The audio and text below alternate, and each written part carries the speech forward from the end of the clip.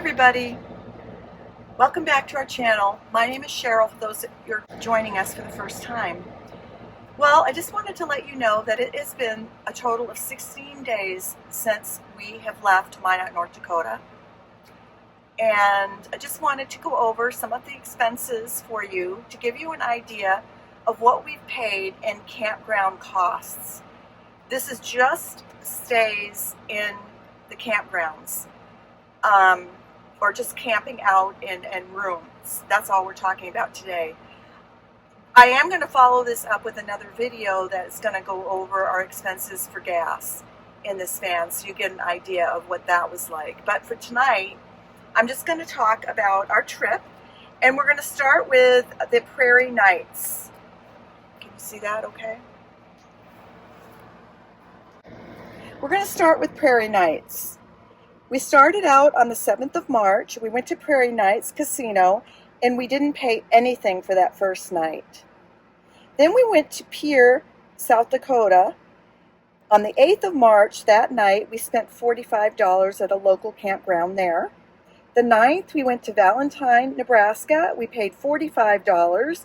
And remember that these are campgrounds with full hookups. A lot of the campgrounds that we stayed in also had bathrooms, showers, and many times they had laundry facilities. On the 10th, we were at Colby, Kansas. We paid $50 for that night. The 11th was Woodward, Oklahoma. We paid $45 for that night. We stayed at Hank's Campground. If I remember right, that was a pretty nice place. We stayed at a KOA camp in Kerrville, Texas on the 12th and the 13th. At $45 for each night. So that made that a total of $90 for the 2 nights. We stayed in Abilene, Texas at Whistle Stop Campgrounds on the 14th of March for $45. San Antonio, Texas, we stayed there at Lakeview Campground for $60. And then Port Aransas, we actually stayed at a state park. It was called Goose Island. We spent $20 there. So I'm just going to turn the page. Okay, for the 17th and the 18th of March, we stayed at Kingsville, Texas, at Nature's Own campsite. It was $60 a night. For 2 nights, it cost us $120. And then on the 19th and 20th, we started getting tired, so we stayed a couple nights at some of these campgrounds because we did a lot of driving. Well, Wayne did. He drove most of the time. He actually drove all of the time because it was so windy, but that's another story. But the 19th and 20th, we stayed at South Padre Island, Texas, $62 a night. This was at a KOA campsite. For 2 nights, it cost us $124. And then on the 21st, we are coming back to San Antonio, Texas, KOA, $73. Now, the reason we're back in San Antonio, or coming through San Antonio, is because now we're headed west. We're starting to go into, where are we going to next, Wayne? Mexico? Well, New Mexico, yeah. New Mexico? So we're going to be headed towards New Mexico. And so we had to kind of backtrack, and that's why we're in San Antonio for another night. This campground cost us $73. Do you want to point over here, Wayne? And then on the 22nd, which is tonight, we're staying in San Angelo, Texas at $77. So that brings us to a grand total of $794 that we've spent for, this is 16 nights in, and you know, that we had to pay for in our camper. 1 night was free. So when we look at the total of what we say, or the total amount was $794. And one of the things I will let you know is that we have done a lot of traveling in different places, and typically 1 night in a hotel with a dog, easy $180 a night, $180 a night. That's easy. When you count the taxes and the fees for our pet, we always pay about $180. A lot of times it might even be more than that, but I just averaged and said $180.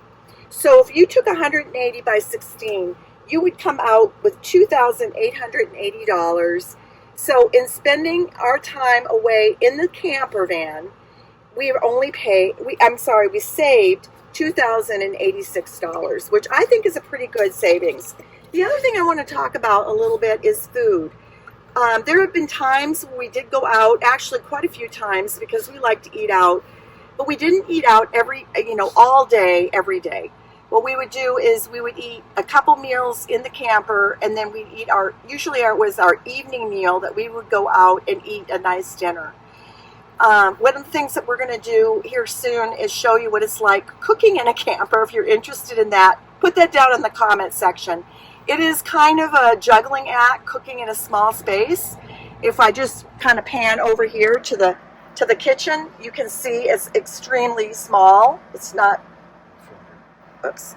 very big at all. Still there. So anyway, you can see the kitchen area is pretty small.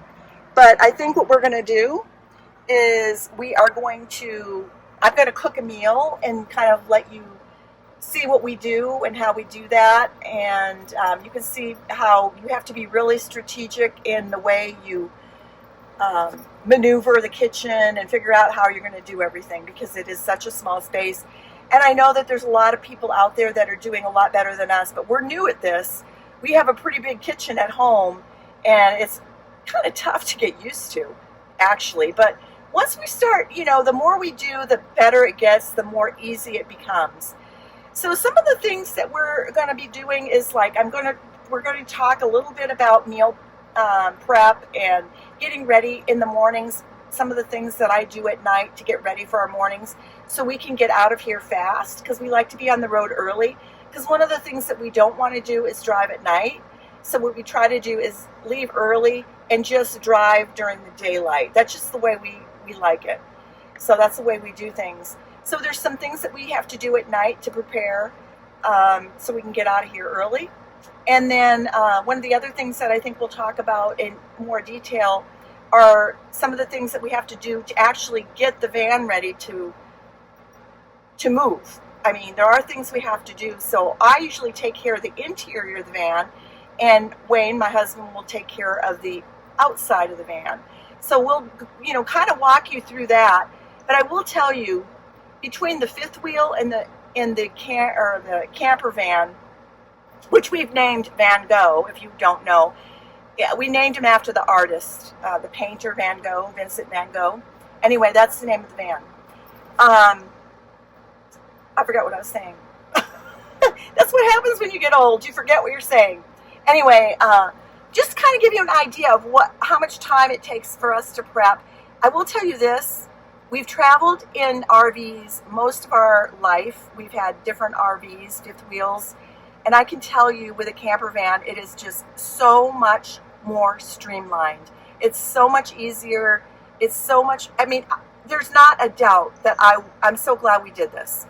Now, when we had our fifth wheels, we had 2 children that we took everywhere. So we needed that extra space. Now we just have the dog, so we don't need it anymore. And if we decide to go with the kids anywhere, they're adults now, they can bring tents along or whatever. I know my son, he has a way of being able to travel in his car because it's battery.